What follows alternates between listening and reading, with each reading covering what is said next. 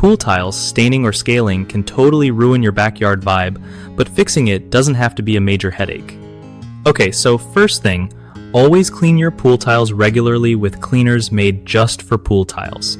Like, don't grab any random household cleaner because that can mess up the tile surface or water chemistry.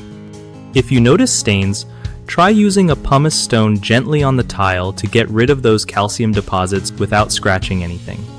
Also, keep an eye on your water hardness because super hard water is the main culprit behind scaling. Too much calcium and magnesium hanging out in your water.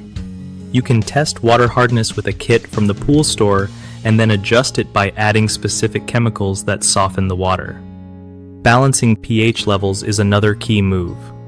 If it's too high, scaling gets worse, so keep it between 7.2 and 7.6. Don't forget to brush the tiles often to stop algae or dirt from sticking around and turning into stains.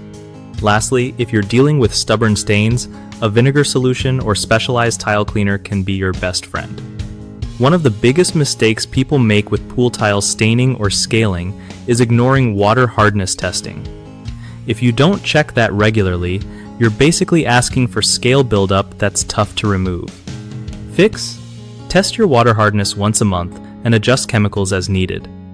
Another common issue is using harsh or wrong cleaning products that damage the tiles or mess with water balance. Stick to pool-safe cleaners only to avoid this. Lastly, skipping regular tile brushing lets dirt and scale settle in, making stains permanent. Just spend a few minutes each week brushing your tiles and you'll save yourself a ton of trouble later. BigHomeProjects.com is awesome because it connects homeowners with trusted local contractors who really know their stuff when it comes to pool maintenance and repairs. It also helps contractors find steady work by matching them with folks who need reliable help around their homes.